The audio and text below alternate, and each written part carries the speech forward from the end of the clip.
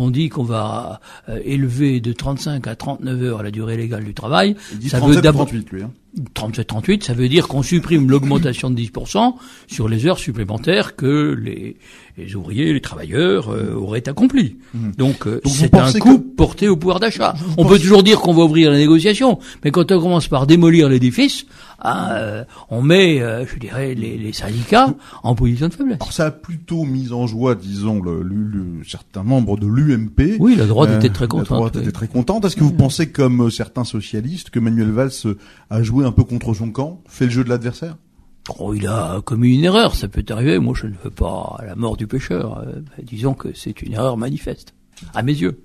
Il y a tout de même dans votre livre des moments où on sent quand même une proximité avec le rôle de l'école. Je relève le rôle de l'école dans la transmission des valeurs et du savoir, le souci d'une égale sécurité pour tous, l'amour de la patrie. Il y a beaucoup de choses à changer dans la société, mais il y a aussi quelques-unes de ces valeurs à conserver. Soustraire aux affrontements droite-gauche la question de la sécurité ou celle de l'immigration ou encore celle de l'école sont des choses voisines qui ont été dites par Manuel Valls.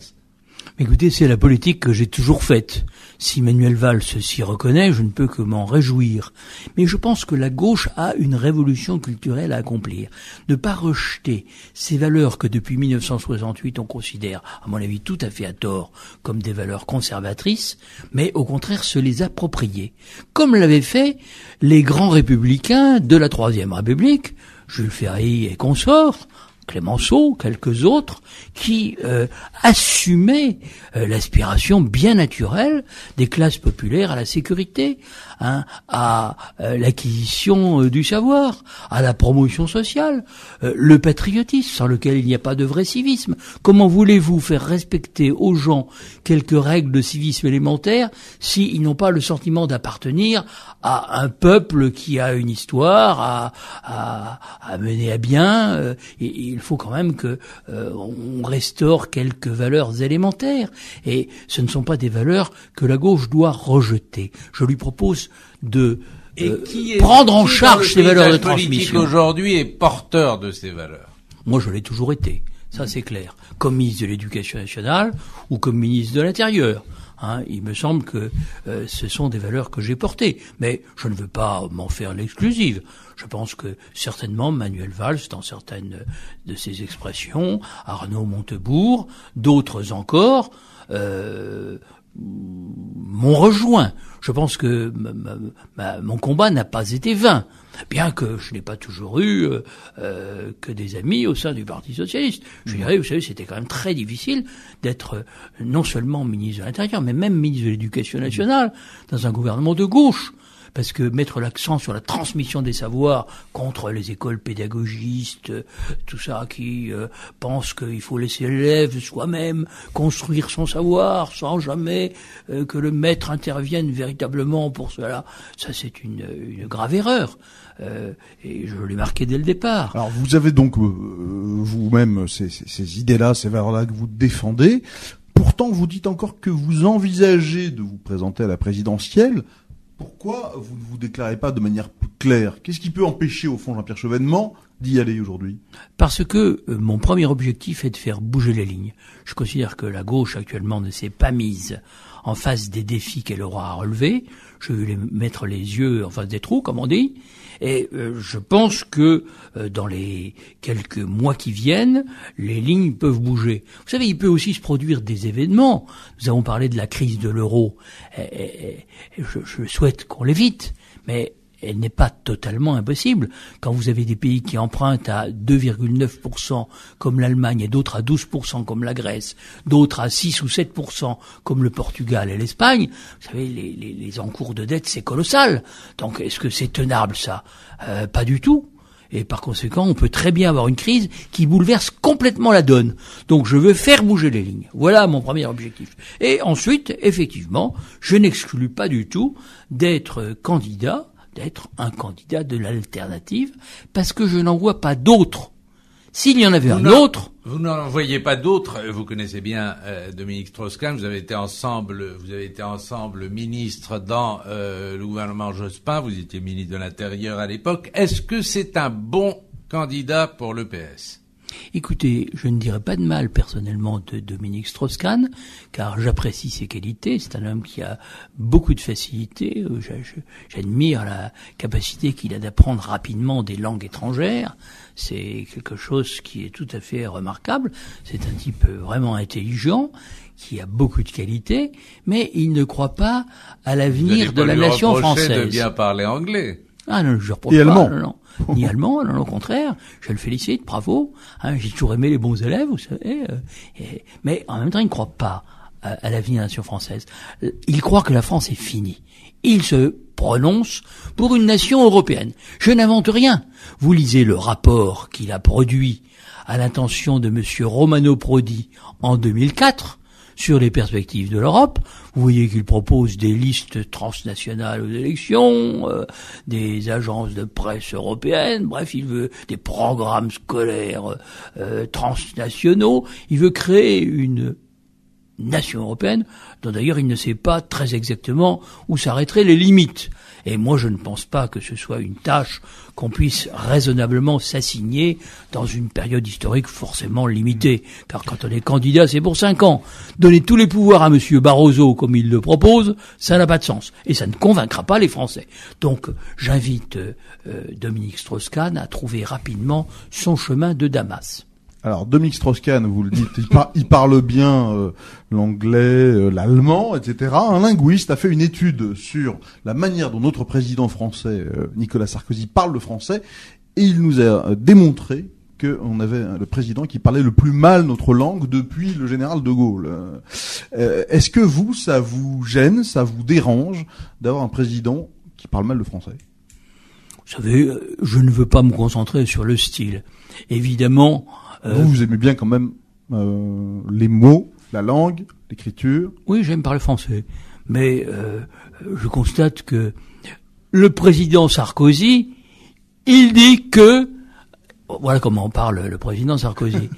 Il redouble, par exemple, les sujets. Il oublie les négations. Voilà. Mais c'est un parler populaire qu'il affectionne en souhaitant probablement se rapprocher du peuple. Je pense qu'il y a d'autres manières de se rapprocher du peuple. On peut lui parler français, il ne déteste pas ça, et puis on peut lui parler dans le sens de ses intérêts à long terme, et même à court terme. Ça, il aime bien. Alors, il nous reste une dizaine de minutes et il y a un certain nombre de questions plus sérieuses d'actualité et d'actualité internationale en particulier. Il y a eu l'attentat d'Alexandrie contre les Coptes. Vous suivez ces choses-là. Vous avez fait récemment un colloque de Res Publica sur la Méditerranée. Est-ce qu'il faut se résigner à cette dégradation lente mais progressive de la situation des chrétiens d'Orient? Absolument pas.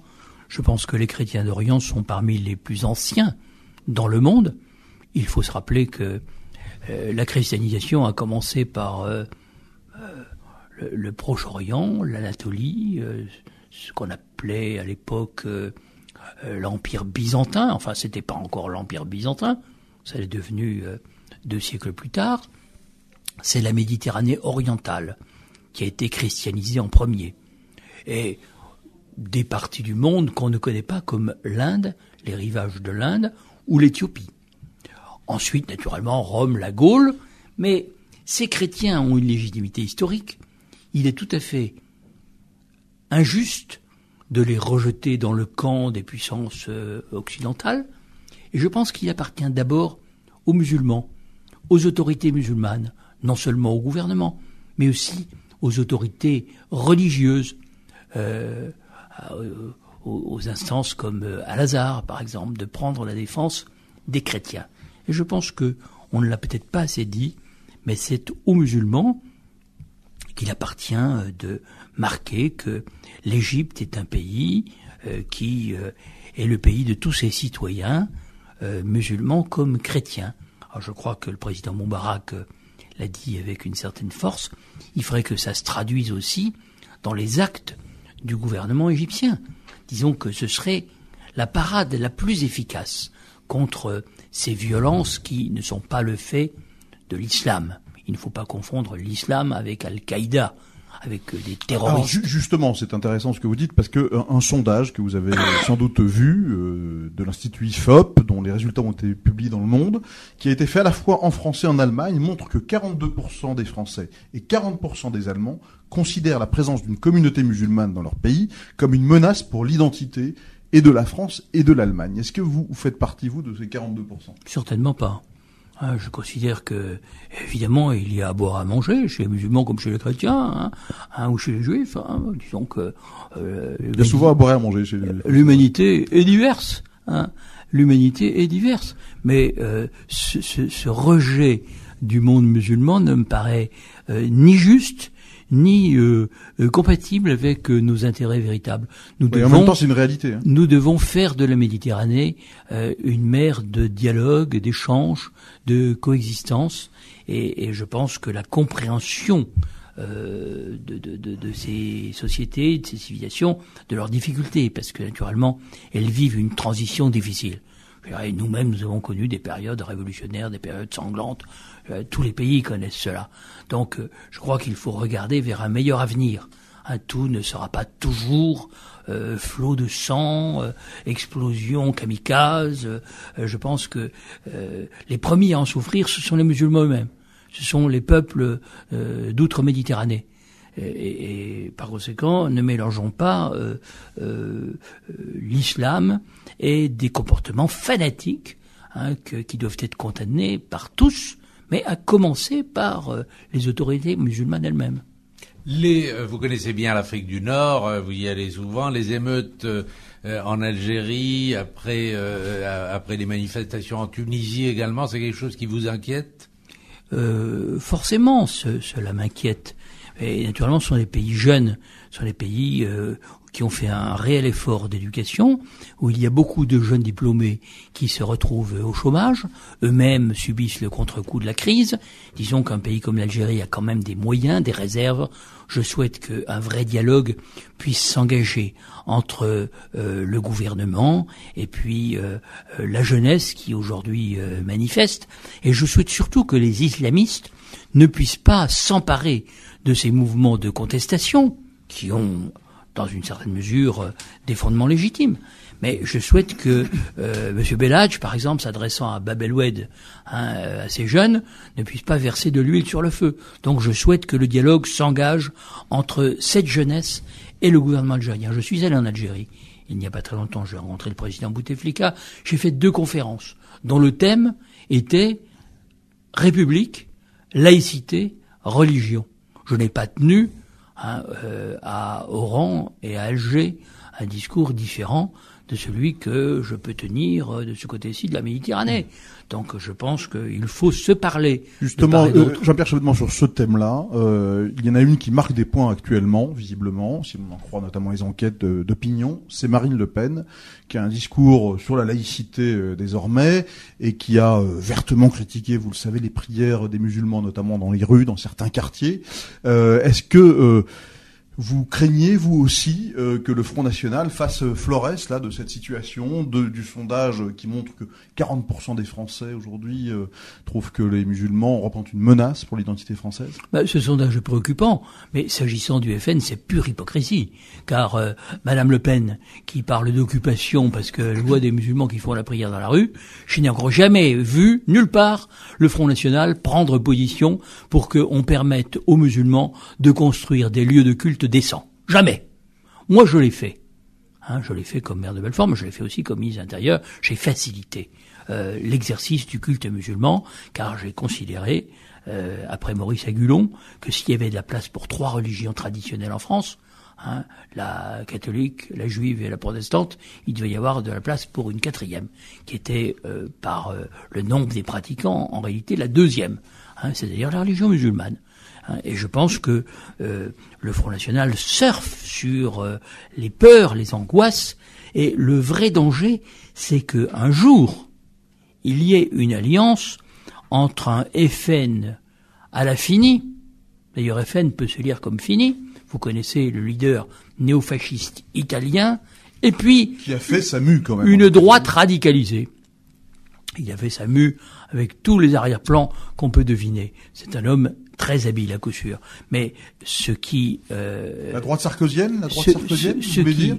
Je pense qu'il est parfaitement possible que une UMP qui serait défaite aux prochaines élections se tourne vers le FN de Madame Le Pen. Ça, je pense que ça fait partie des hypothèses qu'il faut avoir à l'esprit.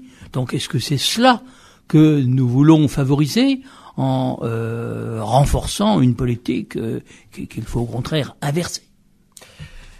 Jean-Pierre Chevènement.